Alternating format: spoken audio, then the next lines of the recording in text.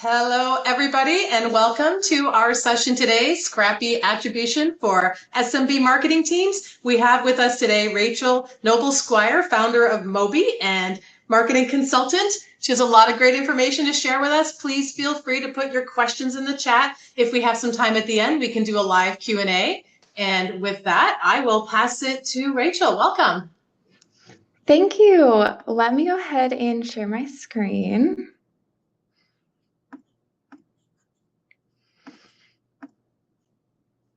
All right, I'm going to go ahead and jump in. So like you all have already seen, I'm sure, we are talking about Scrappy Attribution today. And this is specific for SMB, B2B, SaaS, mostly marketing teams. Although I have applied this across bigger teams, different industries. That's kind of the focus for today. Thanks to our awesome sponsors. As a side note, all these companies are amazing. And quickly, just a quick introduction about myself. So my name is Rachel. I've been kind of in the marketing technology space for 12 years. It's gone by really fast.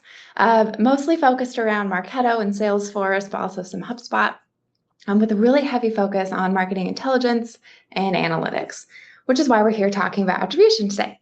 About 2 years ago, I started MOBI Solutions. We are a marketing technology, analytics heavy consulting firm. And we're going to talk about some of the stories that we've seen through our clients over the last 2 years, how we've approached attribution from a really scrappy perspective. And the way that we're going to, the steps that we're going to take to talk through that approach starts with preparing our team. That's key to making this a success, and we'll talk about why. How to tell the attribution story. And then we're going to get really deep into the actual technical, how do I do this from a low cost approach. And then we'll talk about what's next. What does that mean for you and your team? So again, from kind of that high level, let's talk about attribution at a glance. So what is the point of attribution? Everyone here today is probably here because attribution is something that you either want to do and aren't doing, or maybe it's something that you are doing and either the steps that you're in are overcomplicated and it's not working for you, or maybe you have a really awesome attribution model already and you're just looking for some tips for how to grow that. There's lots of reasons that you might want to be here today, but for those of us who are just getting started with attribution, specifically from the scrappy perspective, right? We might not have a huge budget to go buy a really expensive attribution tool. We can still do this. We can still get the value out of an attribution model that companies with a humongous budget might be able to get. So things like identifying key touch points that drive pipeline and revenue, using information that we have to effectively allocate our marketing resources, both budget and people. Understanding our customer journey and all of those steps that people are taking in order to find your brand and become a customer, and optimizing the strategies behind that so that we can have a better customer experience for current customers and future customers. And then finally, just getting insights so that we can maximize our marketing impact. That's the goal, right? That's the end goal. We want to maximize our impact across the board. So this whole topic, this session was kind of inspired by, changed the name of the company, but this company that I worked with called Gadget Haven. So small B2B e-commerce startup. So actually not SaaS. So there you go. There's an example. Small B2B e-commerce startup. Their marketing team was flying blind, and they came, to us to say hey, I want to understand where should I be investing, and I have no idea what's working and what's not.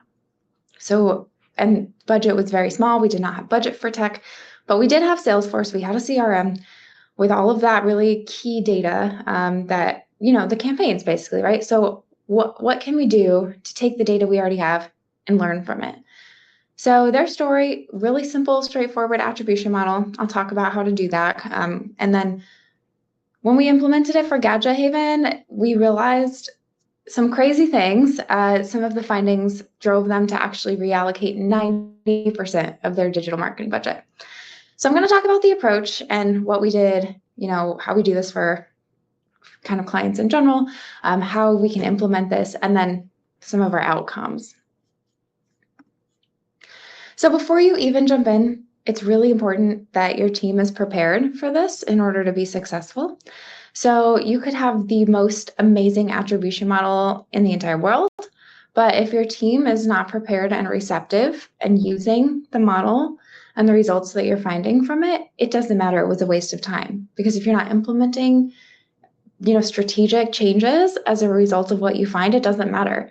So before you get into anything at all, start preparing your team for what you're about to do. So it really comes from cultivating this mindset of attribution, right? We as marketers, and usually it's not coming internally, it's coming externally, are often victim to this deep mindset of we got to source our pipeline and revenue. We got to figure out, of all the pipeline we got this quarter, what percent of it came from marketing? What percent of it came from sales? And how do we allocate that? It's this whole thing, right? You all know what I'm talking about. How do we get our team to start thinking about the fact that that's not the only way to measure things? And when I say team, I don't just mean our marketing team either, right? Our market starts with marketing. We need to cultivate this mindset of let's look at all of the different pieces that go into the customer journey, but also educating outside of the marketing team so that people are excited to see how we are as a marketing team are influencing pipe and revenue across the board, not just from that original source. And so there's a few ways that we can do that. The first is just encourage curiosity. If someone comes and says, hey, I would like to understand, we got this, $8 billion deal. We want to know what all went into it. Encourage that. Great. Let's dig into it together. Let's look at all the touch points. It really starts with just being collaborative from that perspective. Next is education and training. So, hey, using attribution as a way to identify all of the ways marketing is influencing pipeline and revenue is an industry standard. And here's what that looks like for us. And preparing your team in a way that makes them feel very confident, and training them how to understand what you were showing them and what you're talking about so that they feel confident in interpreting what you're telling them and implementing the recommendations that you're sharing. Next, we're going to talk about emphasizing collaboration. So think about when your marketing team all sits down to do sprint planning or Q1 planning or whatever that looks like. How do we bring our attribution model into this? We say, okay, next year we want to do 37 events. Let's look how our events did last year. Did they increase pipeline velocity? Did they, increase our MQL to close rate? Use your attribution model to answer those questions. And then when you're strategically preparing for what's next, collaborate with your team so that you can use this jointly, use this together. Similarly, when you're actually building the model, include your team. So say, hey, let's talk about what we can include in the model so that we make sure everyone's contributions are included. A lot of times there will be pushback because people are people, right? And we all want to make sure that our contributions are valued. And so there can be concerns from within the marketing team and outside of the marketing team that this is going to take away from visibility into what people are doing. And that's absolutely not the case. We need to make sure that we are proactively getting ahead of that and saying, hey, this is an awesome tool for strategic decision making. Again, we will actually talk about this a little more in a few slides, but really just having that mindset of this is a tool to help us will help you be successful in your implementation of this model. Next is having this be accessible and self-serve. So you don't want to have this under lock and key. People shouldn't have to come to an individual person to get information from the model, or they're never going to use it. This should be something that is available, and that's why training is so important. People need to be trained in how to use this data and this information so that the decisions they make are based on facts and the correct way to interpret, but so that they feel empowered to use what's in front of them. And finally, and I cannot stress this enough, when you implement an attribution model and start making changes based on what you find, go back and tell everyone about it because it's awesome. If you, like the Gadget Haven example I told you, we went and told everyone, hey, look, we get to invest 90% more of our digital budget in these other places, and look what all these things we're going to do. And everyone got very excited. And the more you can showcase those success stories, the more you're going to increase adoption and the more investment you're going to be able to put into making more strategic decisions in the future. Now, I touched on this a little bit on the last slide, but I have seen this blow up, and specifically, well, actually, there's two situations where I've seen blow ups. A more minor one is within the marketing team when people who are working more on that very top of the funnel stage, where you're more likely to see sourcing, like paid digital, or like the website team or events, field marketing. If you, for a lot of those very top of funnel lead gen departments, I have seen concern that we're trying to take away source attribution from them. That is not the case. Typically, once you start digging into that, though, marketers just want to be better at marketing and everyone is usually on board. That's an easier one to address. The biggest thing is I've seen other departments outside of marketing be concerned because we're not trying to say, oh, hey, last quarter sales generated 50% of the revenue, but we're actually telling you that we influenced 90% of it. So that could be perceived by the sales team as, hey, we're actually pretending like you only got 10%, even though Salesforce says you generated 50. That's where I see the bigger blowups. That doesn't have to be the case, right? Attribution modeling should be framed as a marketing decision-making tool. We are utilizing this so that we can make better decisions about where to allocate our marketing investments. It has nothing to do with trying to take credit, and there's not a competition. We're just trying to we're all here to get more pipeline, to get more revenue, and this is one way that marketing is going to get better at what they do by understanding what's working and what's not. I also recommend creating talking points for your executives so that they can position themselves for success. Because that your CMO is going to be like, this is so great, like how much we've influenced. I have to tell the board, I have to tell the C-suite. And that's great. They should be excited about it because that is really, really valuable and awesome. I recommend creating talking points for your executives so that they can be empowered with the data so that they know how to present it in a way that is, reflective of the data that you're sharing. And that can help with positioning and help with just successful implementation overall. So how do we actually tell the attribution story? Anyone on this call, if anyone here has been involved in data visualization or intelligence at any point, you'll always hear you have to tell a story. Because those of us who are very technical and very analytical can look at sometimes just a table of numbers and say, oh, obviously this is happening. We probably can't draw, right? There's like no creative bone in our body. And so we have to transition that to like most people who have more of a balance. And how do we turn these numbers into a story that is adaptable and usable? So let's talk about that. So this is a pretend company called Cloudcraft. I made them up. AI made them up, actually. They're a B2B SaaS company that traditionally sells into IT teams.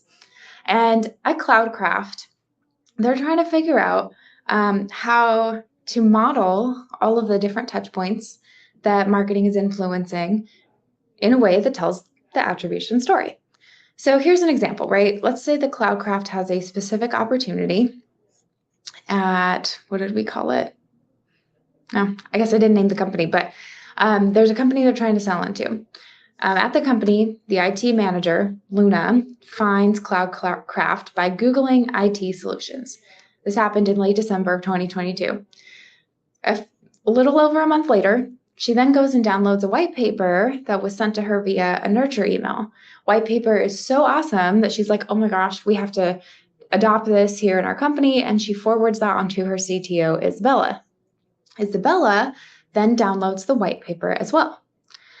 Okay, so now we fast forward to March, and then someone completely different, IT analyst Max, he goes to IT Pro Summit. Cloudcraft is sponsoring. He goes to the booth. We have no idea if they have talked about Cloudcraft internally or if it was just a coincidence. Either way, Max goes to the booth, watches a demo, and goes, "This is awesome." Next month, Luna attends a webinar that Cloudcraft is sponsoring. Lo and behold, in May, we have an opportunity created. At this point, there are 5 different touch points across 3 different people, and not all of them are unique. So how do we not only take this, but take all of the journeys across hundreds of opportunities that each have 5, 10, 20 touch points and learn from it collectively? This is where attribution modeling comes in. So let's start with the basics. We have first touch, lead source. You're probably already doing that. That's like the credit thing we talked about earlier. That's kind of like the default go-to approach, and it's way better than nothing, and it's a great starting point. A lot of companies use last touch. What's the last thing that happened maybe before the opportunity was created? Multi-touch, which is what we're going to talk about today. There's lots of ways to do multi-touch. We're not going to get into all of that. If anyone wants to talk about it later, hit me up on LinkedIn. I'm happy to talk about this anytime. A little more sophisticated approach, which we're not going to get into today, is time decay. So recency of events may influence their influence. So there's ways to model that as well. This is just a drop in the pond. There's a lot of different models. We're not going to get into all of that today. But what I do want to talk about today is how to graduate from first touch to basic multi-touch so that at least you can start to tell the full story. So one of the things I had just mentioned was that, even though there's 5 touch points, they're not all unique, right? This same white paper represented 2 of the touch points, which means technically it did like twice as much work or had twice as much value, depending on how you want to look at it, as these other interactions. So how do we tell the story and say, hey, this white paper had 2 impact, like double impact versus these other activities? And so from a very basic multi-touch attribution perspective, the first step, this is where we're getting into the nitty-gritty, right? If you are an ops person and you want to implement an attribution model, these are the steps that you can take technically to roll this out. So the first step is to actually identify what those touch points are. So from a Salesforce perspective, where I usually do this, this correlates to all of your Salesforce campaigns and responses. Ideally, just the marketing ones. I recommend starting with just marketing in your attribution model. You can grow from there if there's appetite for it in your company. Data points you'll probably want to include the person, the company, an opportunity, the touch point date, the source or channel. So think webinar, right? Or campaign type, basically, campaign name, and then the value of the opportunity. And you might need a few more depending on this. This is assuming you have 1 opportunity per company, but of course you can take that to the next level, and we'll talk about that in the next slide. I did mention you can assign weights if you want to get fancy. I actually don't recommend that from the start. So in this situation, all of our touch points are weighted equally for each individual unique touch point. You can decide you want to weight different things more than others. We can talk about that if you want. Feel free to reach out to me. I do not recommend starting there because then you're already starting with the bias. So I recommend starting with exactly the number of touch points you have weighted equally, learn from it, and then if you want to look at different models where you weight, go ahead from there. Next, you want to calculate the scores for each customer journey individually. So let's talk back to this example here. There's 5 touch points here. Let's say the opportunity was 100K, just to make the math easy. Then each touch point would get 1/5 of the credit. So they're going to get $20,000. Actually, sorry for flipping back and forth so much, but so we're going to say that this Google search is worth 20K.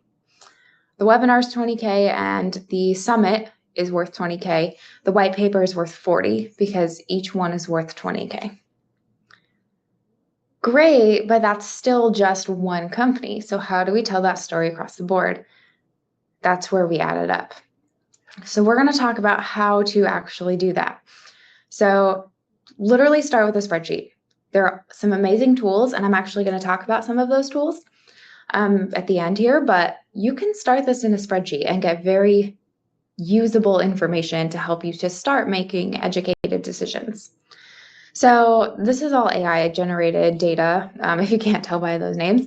But basically, I'm mocking up what a whole bunch of touch points might look like for my opportunities. Now, this approach is taking one opportunity per company just to simplify this presentation. But you're probably going to want, you will want to, assuming you ever have multiple opportunities per company, you'll want to break that down and do this at the opportunity level. That being said, what you see here is basically just an export from Salesforce of your campaign membership report. It's all of the campaigns, the types, the people, the company, and then bringing in the op amount, which you might have to do with a VLOOKUP, but you can do that. So basically you need all of your campaign responses broken down by the person associated with the op amount that person is associated with. And then we have to calculate the breakdown, right? So the total op amount, if I had a line item in here for each Cloudcraft touch point, I'd have the 100,000 opportunity amount in here 5 times. So that would look like I generated 500K, which we all know is not true, which is the whole point of this conversation, because the influence model is something we can already easily get out of Salesforce. So in order to break that down, we are going to use this really basic formula, which is just the dollar amount of the opportunity divided by the count of the number of times this company shows up. Do it by opportunity ID if you want to do it that way. And then it's basically saying how many touch points are there per opportunity, and then for this specific opportunity, each time divide the op amount by the number of times it shows up. That's going to get you your equal weight. Here's a quick flash of that. I believe these slides will be available too at the end. So if you want to come grab that, you can as well. And next we're going to add it up. So I've literally just made a pivot table of this and said, so what is my opportunity amount attributed to each channel, each campaign type, and then to each campaign specifically based on the data that I had in my spreadsheet. And the sum of both of these should be the same, and it should also equal the total sum of the opportunity amount that you exported in the first place, and that's a quick way you can QA it.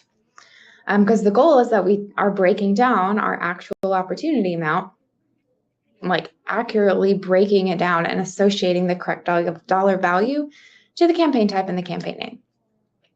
Once you break it down, you create these simple pivot tables that associate our opportunity attributed both at the campaign type level and the campaign level.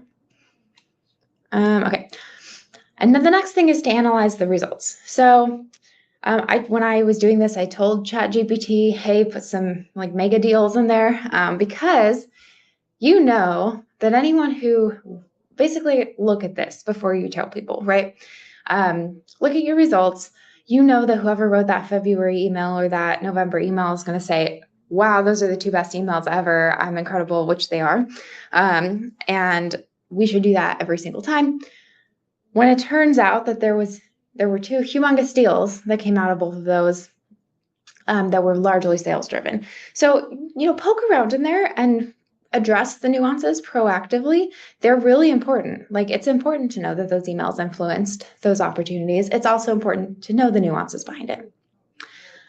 And then I recommend sharing visualizations to inspire action, because even though this is great, it's still kind of hard to digest. This, on the other hand, is saying, hey, email, even with those mega deals in there, there's still a lot of other pipeline that email is driving. Email is a really key channel for us for driving both pipeline and the number of opportunities. Events, on the other hand, we have fewer opportunities and way fewer pipeline. Webinars, we're getting a lot more pipeline and a lot more opportunities, and it's a lot cheaper than doing events. So when you can kind of tell the story of how your channels are impacting your pipeline and your opportunities, it's a lot easier to digest and then to spark conversation, drilling into, okay, let's talk about why that's the case, and let's have a collaborative session to figure out what we're doing right and wrong. Another thing you can do with this data, and I actually just did a talk about this at Mopsapalooza, and it's recorded, I think, so anyone can go look at that if you want, but you can take the same data to map out your customer journey. I'm not going to get too deep into that because that could be a whole session on its own, but you can map out your customer journey using this data too, because you already have it in a spreadsheet.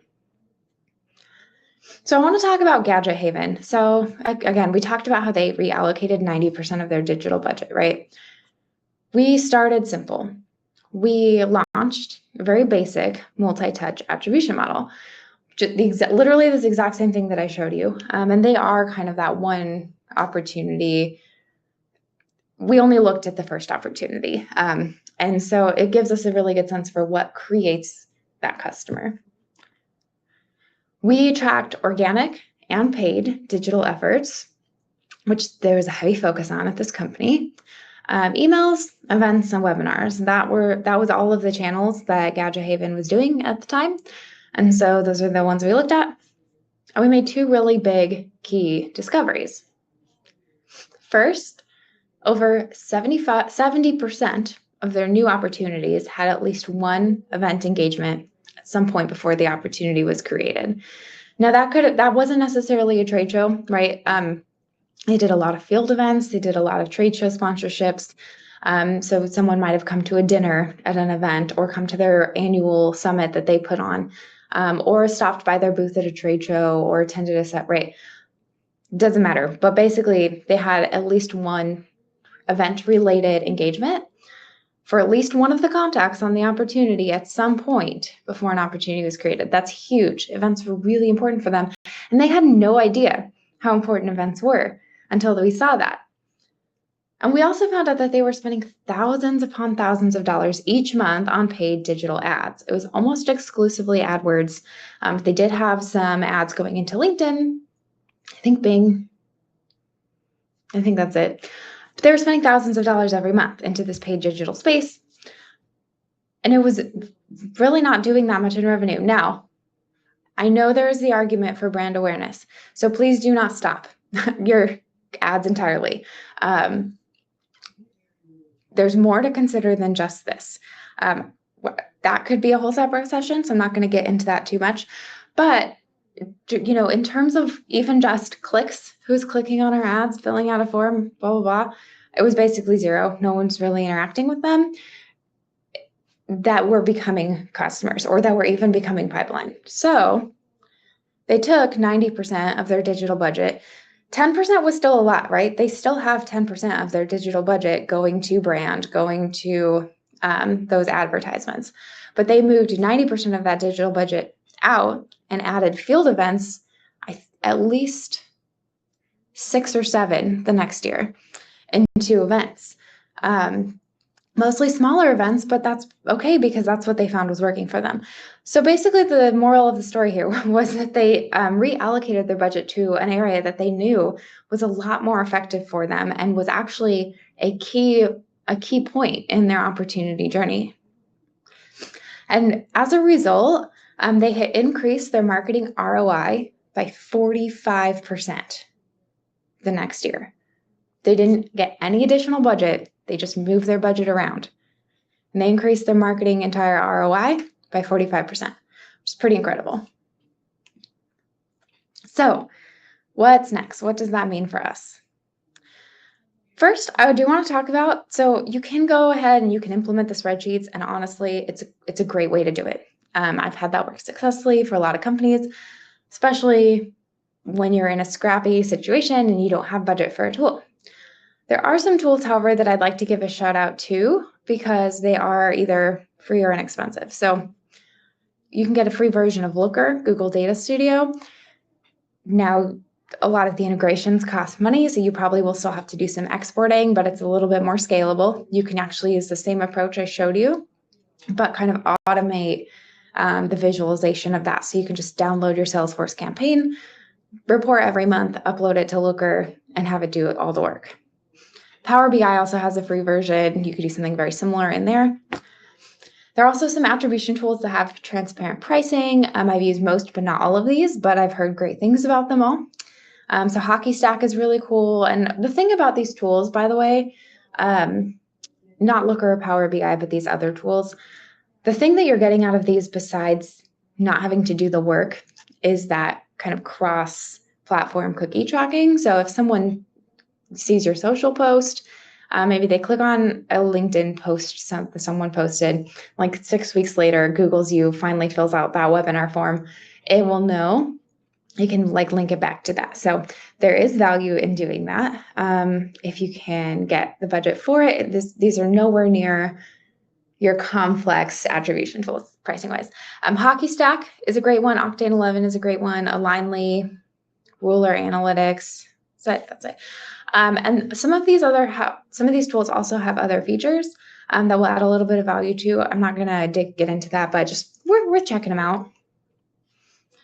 And then I want to share some resources with you as well. So the HubSpot Academy, if any of you are using HubSpot for your marketing automation platform, then they have some built-in marketing attribution modeling, and their academy has some awesome resources for that. The Adobe blog, if you're using Marketo as your marketing automation, can have a great tool for that too. And the great thing about both of these is it really focuses on how does that work with your Salesforce campaigns. So it works really well with the approach that we talked about earlier.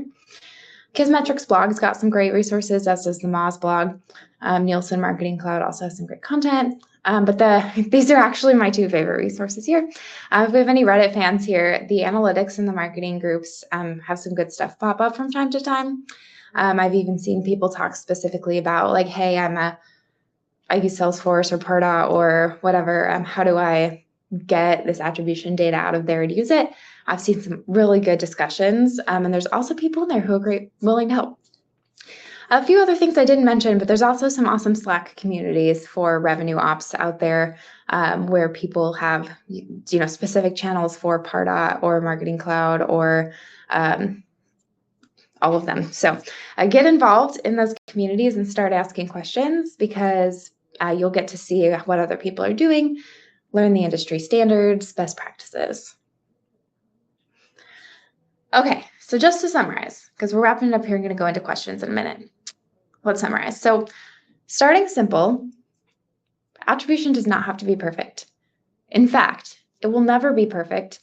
And even if it is perfect, you wouldn't know if it was perfect. So don't spend too much time trying to make this model perfect.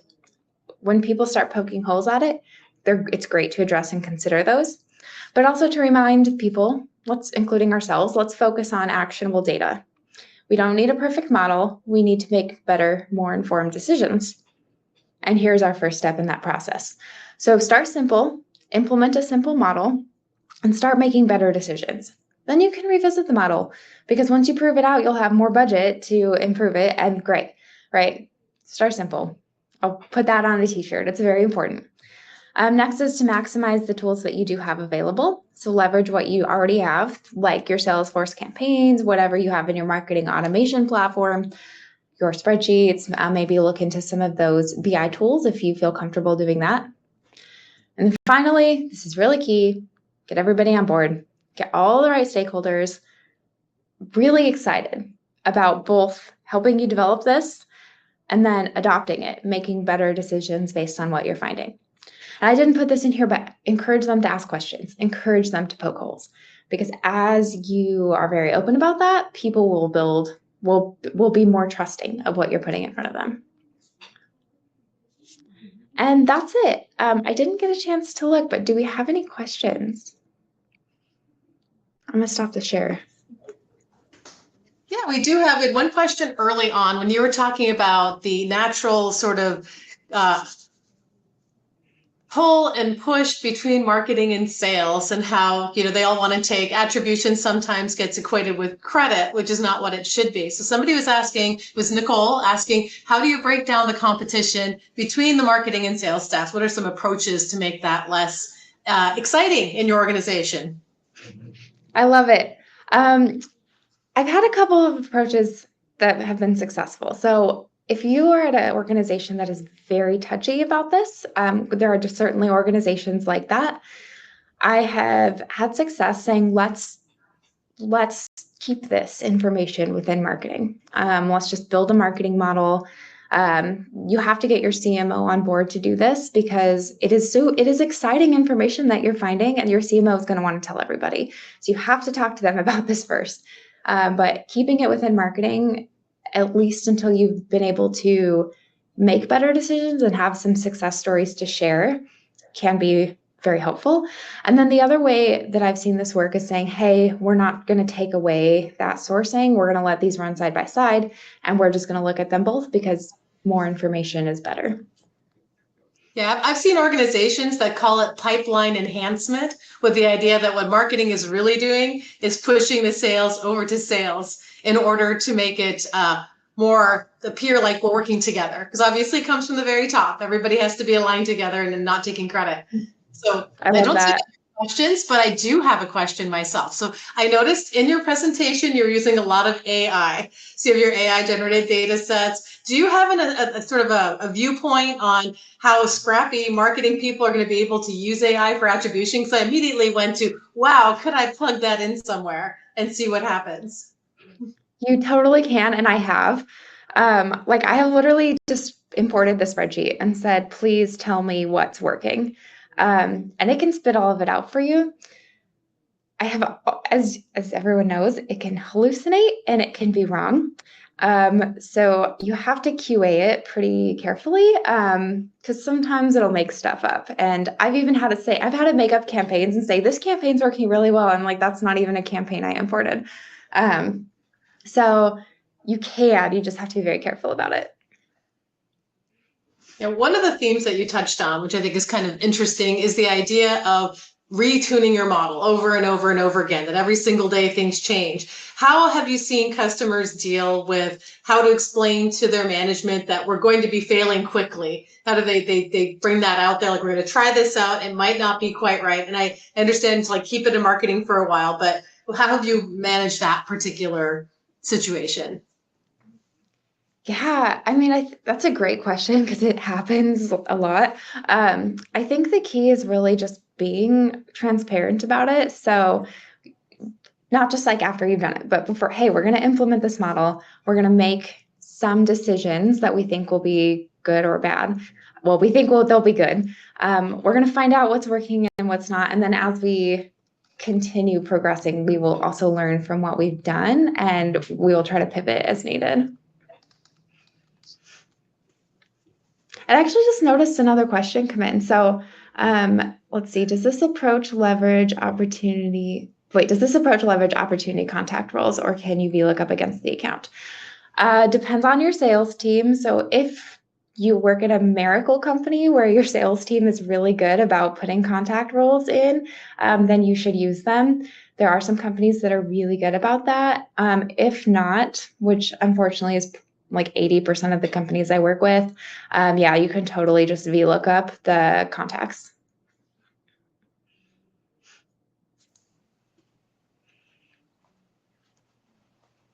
I should put a pitch in for Sir Conte's automated opportunity contact roles, if that's something you're looking at. I'd put some automation behind that. So I had to throw that out there for that question, because to your point, that is a great point. That it's everybody needs that. It works.